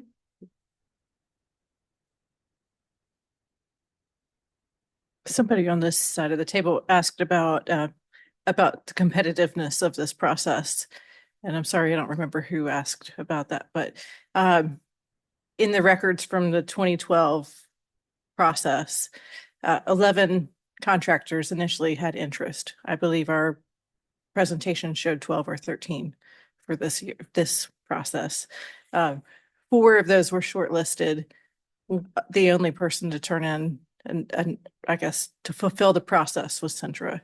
So it was a similar number. I'm not, not to squash hope that we're going to gain some competitiveness of this, but it's not so entirely different than the last time. Very good. Go ahead. I'll come back to Clarence. Yeah, a question that I get frequently from the public is if a P3 can borrow money and use the tolls to pay themselves back, why can't we? And I know you went over that a little bit in your presentations previously, but for our and the public's benefit, can you reiterate why can't we? Okay, if 600 million is not adequate, why can't we just borrow the money and use the tolls to pay ourselves back? Yeah, absolutely. And of course, as we've discussed, it really comes down to the equity. When it's their dollars that are at stake, they can make whatever forecast that they believe to be true as far as growth in the region, socioeconomic growth, value of time estimates, et cetera. When it is a turnpike project, we're delivering that project. We're beholden to what the market will accept when we go out to try and borrow money, or to what FHWA will accept when we reach out to get a TIFIA loan. And by necessity, those forecasts are going to be more conservative, and that really limits what you can borrow or bring to the table up front to deliver a project. Again, when it's your money, you can make whatever assumption you want. And if you're willing to take a bet on this region that it's going to continue to see the growth that we've seen over the last number of years, those forecasts are going to be higher than what we're able to assume on the turnpike side. And that's really the difference in what can be brought to the table today. It's not necessarily, again, I forget who said it, but we're somewhat speaking in abstract. We're talking about a project that in best case is going to open, 7 or 8 years from now. And then, you have decades more in operation, and we are trying to forecast what that is going to look like. at the end of the day, it is going to be what it's going to be. The socioeconomic growth in the region is going to be what it's going to be. Whether it's delivered through Turnpike or a P3, it really comes down to the assumptions we can make about those growth estimates today, as we sit here today, and what that means we can bring to the table to help construct the project today. Just a comment, and not the Renee's comment. I'm not sure if mine holds water, but I know we can't go backwards, but I think the disappointment is that you say that there's competition after the North project is completed. Generally, when there's competition, that means there's money to be made. And if there's money to be made, then we're disappointed that the state didn't want to be a part of making that money, or the project wasn't, constructed to where it was done where the state could afford it to make the money. So. Councilmember Driggs? Thank you, Madam Chair. I'd like to comment first on this quarter cap question. I think Mayor Higdon makes a very good point, and frankly, I agree with him. I believe there are a lot of people out there in the community who are asking themselves the same thing. Why can't the state get itself organized and pay for roads? That's what they're supposed to do. I'm not happy about it, but the truth is the state right now, particularly as a result of declining revenues from the gas tax, is way underwater. And the fiscal change that it would take for them to regain the upper hand in terms of the pipeline of projects is big. This legislature is not going to do that. They're not going to increase taxes to a point where they can start to address all of those needs, and they're not going to divert funds from other projects in order to accommodate us and this. So I think Mayor Higdon is right. I look at it, as a realist, and just say, I think it would be dangerous for us not to move forward based on the assumption that we're going to be able to get the state to fix itself and to come up with this money. It's not going to happen. It should happen, but it's not. So I just wanted to talk about Charlotte a little bit. We heard that 40% of the revenue on this road will come from people from outside. What that means is 60% of the revenue on this road is going to come from people traveling between points in Charlotte. The entire project is internal to Charlotte. So our position in this, and thank you for the acknowledgement, I've had a great time for the last few weeks. Our position on this is obviously very personal and different. So I can tell you, as you may have heard on Monday night, the Charlotte City Council voted unanimously that we should actually make this next step. We all did that, myself included, with our eyes wide open, meaning we understand managed lanes are not popular. The I-77 North experience was bad. And so by taking this step and giving the appearance that we're already bought into the P3 concept, we stuck our necks out. And I'm pleased that my colleagues all joined me in that, because the truth is, we need to get answers to the questions that you're asking. If we say no tonight, you're never going to know. And what I see ahead of us is basically an engagement with NCDOT, acting as a kind of intermediary. We're going to say, look, this is what we're prepared to do. And then they're going to find out, they're going to come back to us and say, you could get bids. We could meet your requirements and we could have a proper bidding situation, or they will come back to us and say, you won't. I want to know the outcome of that process. We can look at the data. We can answer questions that have been raised. If we say no tonight, we're just never going to hear what the answers to those questions were. If we say yes tonight, we can listen to the answers to those questions, and then we can decide. We can rescind. We can do so along the way. I've already promised my colleagues that I'm going to report back to them on those stars, the meetings. And if they decide to tell me, look, shut it down. Will you shut it down? I don't think I'd have a hard time getting a few people to agree with me at that point, if those were the circumstances, that that's what we should do. So in our discussion a week ago on Monday and on this past Monday, the city council addressed all kinds of aspects of this thing. We looked at the basic congestion question, obviously, considered economic development. We looked at the social issues, the equity issues. It's not only a DBE question, it's also a question of how low-income families benefit from improvements in transportation. Their access to jobs, we know from our other discussions on housing and so on. And I think I don't have to tell you that this Charlotte City Council is very concerned about equity and the situation of low-income households. And what we see is opportunity that's created because in an environment like the one we have now with travel times of 2 hours back and from work, the lower income families are particularly hard hit. So we see this as an opportunity not only to provide employment through the MBE process, which I think will be substantial. We heard a number like 300 million, but also I think it improves the circumstances. Having the public transportation in which we are trying to invest through our 1 cent sales tax and this improvement on the corridor. And there was also an environmental concern, safety concern. But in any case, we went through all of that. And we decided unanimously that in these circumstances, imperfect as it is, the best course is to move to the next step. Otherwise, we have no plan. The costs keep going up.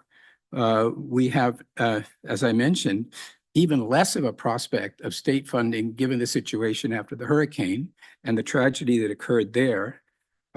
We lose the $600 million, which concerned my colleagues, because then we're working against an even steeper incline. So I hope that you understand the position I'm taking now and that it doesn't constitute a commitment on my part to finding an answer to P3. It is a commitment on my part to seeing if there is an answer, an acceptable answer to us for the P3. And so I hope you will join me tonight. I would like to move that we approve the I-77 resolution as it has been communicated to us and as it appears on the sheet of paper that was distributed to us tonight. I'll second. All right, we've got a first and a second. Can we have some discussion? Yes, thank you.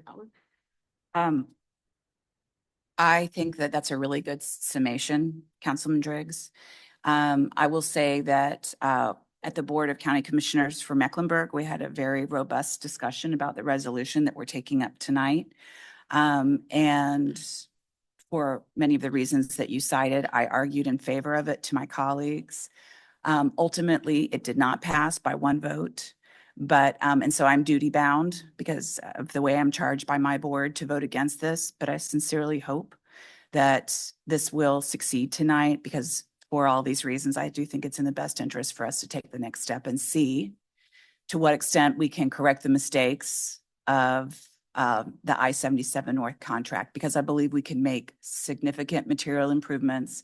And I'm also very persuaded by the fact that approximately 300,000 people are using the managed lanes in the north, which means they're not in the general purpose lanes, which is conferring a benefit to the people in the general purpose lanes. And that is very significant. However congested it is now, which is congested, it would be worse. And if our goal here is congestion mitigation, not congestion eradication, because that's not realistic. If our goal is congestion mitigation, then I'm just interested to see what we can achieve here, because we clearly have no other option. So I think we should move forward, even though I'll have to vote against it. Thank you. Thank you. Mayor Knox, did you have another comment? Well, for my colleague, Mr. Bell, I want you to know I paid $17.90 to come from exit 30 to exit 13, where the general purpose lanes were full the entire time. And for a vast majority of my trip, it was me, a 911 Porsche, and a Range Rover in the managed lanes. Carly, you said one thing that was a little reassuring to me, and that is revisiting the contract and the guidelines with Centra for the 77 North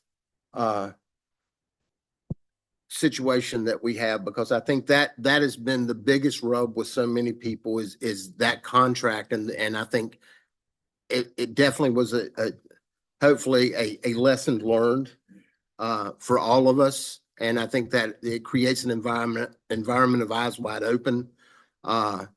Because if that is the only guideline that I have sitting here tonight, I'll be voting no for that reason. And I hope lessons learned show us through this working group that's created that we can carve a better deal than we had the last time.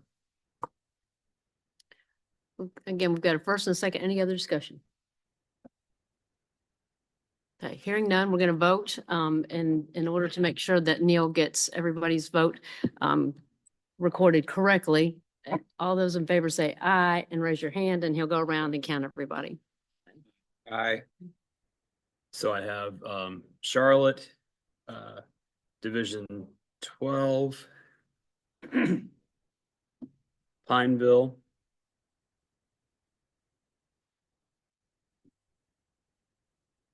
Division 10,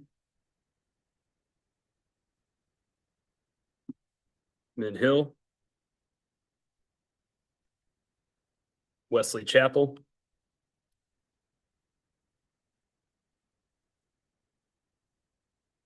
Monroe, Mooresville,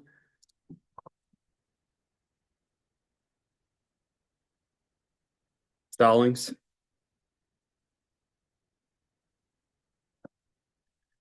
Indian Trail,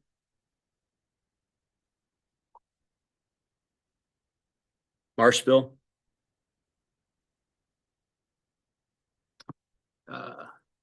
Waxhaw, Union County,